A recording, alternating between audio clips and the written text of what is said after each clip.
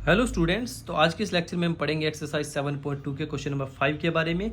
इससे पिछले लेक्चर में हमने डिस्कस किया था क्वेश्चन नंबर 4 के बारे में। ये क्वेश्चन भी बिल्कुल सेम वैसा ही है, बस थोड़ा सा डिफरेंस है, वो मैं आपको बता दूंगा। ठीक है, तो वीडियो में आप नए हैं तो प्लीज़ चैनल को सब्सक्राइब करें, ज़्यादा से ज़्यादा शेयर करें। चलिए स्टार्ट कर लेते हैं। तो क्वेश्चन हमारे पास है, find the ratio in which the line segment joining the points A and B. हमारे पास दो पॉइंट्स गिवन है। देखो, एक पॉइंट है हमारे पास ए, एक पॉइंट है हमारे पास बी। सबसे पहले हम एक लाइन बना लेते हैं। ये मेरे पास है ए, ये मेरे पास है बी। ए के पॉइंट्स हमारे पास है 1 - 5 और बी के मेरे पास है -4 और 5। ठीक है, अब देखिए इस लाइन को बोला गया है is divided by x axis. ये लाइन जो है वो एक्स एक्सिस पे डिवाइड कर रही है। अब आपको पता होना चाहिए कि एक्स एक्सिस पे क्या होता है, हमारे पास वाई की जो वैल्यू है वो क्या होती है, 0। ये सभी को पता है क्योंकि हमने इससे पहले भी ये डिस्कस कर चुके हैं। एक्स एक्सिस पे वाई की वैल्यू क्या होती है, 0 होती है। तो यहाँ पे इसने बोला है कि find the coordinates of the point of division, यानी कि कोई पॉइंट है जो बीच में इस लाइन को डिवाइड करता है। ठीक है, हमें नहीं पता किस रेशो में डिवाइड करता है। एक तो हमें रेशो निकालने हैं और ऊपर से उसके कोऑर्डिनेट्स भी निकालने हैं। तो मान लेते हैं कि कोई पॉइंट पी है जो इस लाइन को डिवाइड करता है। किसी रेशो में लिख लो आप, m1 m2 में लिखना है m1 m2 में लिख लो, k1:1 में लिखना है k:1 में लिख लो, मर्जी आपकी है, जैसे मर्जी आप कर लें, आंसर आपका आ जाएगा। k:1 में आप इसको लिख लेते हैं। ठीक है, तो p के हमारे पास कोऑर्डिनेट्स क्या बनेंगे, देखिए सबसे जरूरी चीज़ यही है। उसने बोला है कि x एक्सिस पे है, तो x एक्सिस पे y की वैल्यू तो 0 होती है। ठीक है, और x एक्सिस पे x की वैल्यू कुछ भी हो सकती है। ठीक है स्टूडेंट्स, तो x एक्सिस पे x की वैल्यू मान लेते हैं हम कि x ही है और y की वैल्यू 0। तो यहाँ पे हम y का फॉर्मूला लगाएंगे क्योंकि हमें y की वैल्यू पता है। क्यों? क्योंकि x एक्सिस पे y की वैल्यू क्या है, 0 है। चलिए फॉर्मूला लगाते हैं। फॉर्मूला क्या था हमारे पास, यहाँ पे लिखेंगे सबसे पहले यूजिंग सेक्शन फॉर्मूला। सेक्शन फॉर्मूले का यूज़ करेंगे।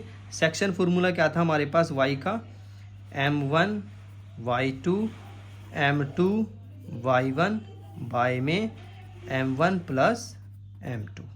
ठीक है, ये फॉर्मूला था। वैल्यूज़ को पुट करो। y की वैल्यू क्या है, 0, m1 कितना है k, y2 कितना है 5 प्लस m2 कितना है 1 और y1 कितना है -5। अपॉन में लिखेंगे m1 प्लस m2। ठीक है, अब इसको क्या करते हैं, सिंप्लीफाई करते हैं थोड़ा सा। 0 = 5k, 5 को 1 से करेंगे तो -k5, अपॉन में आ जाएगा मेरे पास m1 प्लस m2। ठीक है, दोनों की क्रॉस मल्टीप्लाई करो तो हमारे पास आ जाएगा 5k - 5 = m1 प्लस m2 और साथ में इसके साथ आ जाएगा 0। तो जब भी हम इसकी मल्टीप्लाई करेंगे 0 के साथ किसी भी नंबर की, तो वो तो 0 ही होता है। तो हमारे पास क्या आ जाएगा, 5k - 5 = 0। तो 5k ये -5 उधर जाके क्या हो जाएगा, प्लस का, तो k की वैल्यू आ जाएगी 5/5। 5 से 5 कैंसिल हो जाएगा, तो k की वैल्यू फाइनली हमारे पास आ जाएगी 1। ठीक है स्टूडेंट्स, जो k की वैल्यू 1 आई है तो हमने रेशो क्या लिया था, k:1। तो हमारे पास फाइनल जो आंसर आ जाएगा वो 1:1 ही आ जाएगा। ठीक है, आप चाहें तो इसको m1:m2 से भी निकाल सकते हैं, कोई इशू नहीं है, आंसर वही आएगा। मैं आपको निकाल के दिखा देता हूँ। देखो, अगर आप इस लाइन को ऐसे लिखते हैं कि a और b हमारे पास है 1 और -5 है, p भी पॉइंट लेते हैं हम कोई ना कोई। ठीक है, इसको मान लेते हैं कि m1:m2 में डिवाइड है ये, तो b के हमने लिए -4 और 5 और x के मेरे पास हैं, p के मेरे पास है x, 0। तो y की वैल्यू हम निकाल लेंगे, यहाँ से भी सेम ही आएगी हमारे पास, फॉर्मूला वही लगाना पड़ेगा हमें। 0 = m1 y2 plus m2 y1 upon में m1 प्लस m2। ठीक है, तो दोनों केस में सेम ही आएगा, कोई फ़र्क नहीं है। क्रॉस मल्टीप्लाई करेंगे तो फिर से वही हो जाएगा, 5m1 - 5m2 = 0। तो m1 5m1 = हो जाएगा 5m2, 5 से 5 कैंसिल हो जाएगा, तो यानी कि m1/m2 कितना आ जाएगा, 1। तो वही आ जाएगा सिंपली m1:m2 कितना आ जाएगा, 1:1। तो आपका आंसर ये भी सही है, ये भी सही है, जैसे मर्जी आप करना चाहते हैं वैसे कर सकते हैं।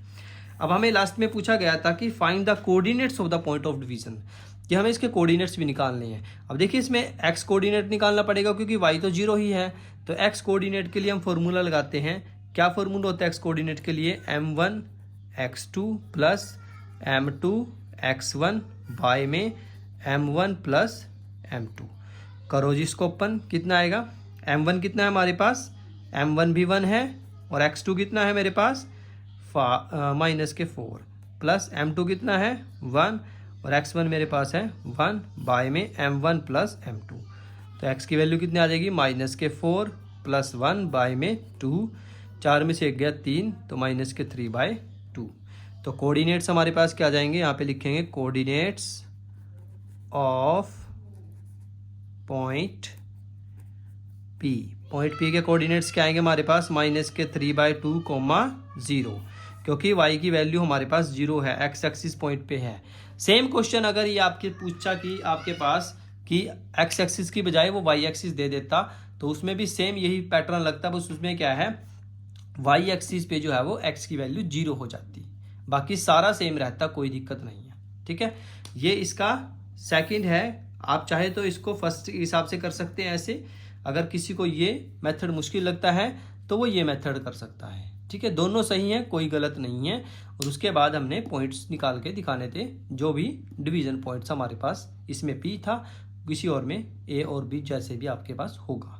ठीक है स्टूडेंट्स, तो चैनल को सब्सक्राइब कर लेना प्लीज़ और वीडियो को ज़्यादा से ज़्यादा शेयर करें ताकि सभी स्टूडेंट्स जो है वो इस वीडियो का फ़ायदा उठा सकें। चलिए स्टूडेंट, मिलते हैं नेक्स्ट लेक्चर में, तब तक के लिए आप पढ़ाई करते रहिए। All the very best.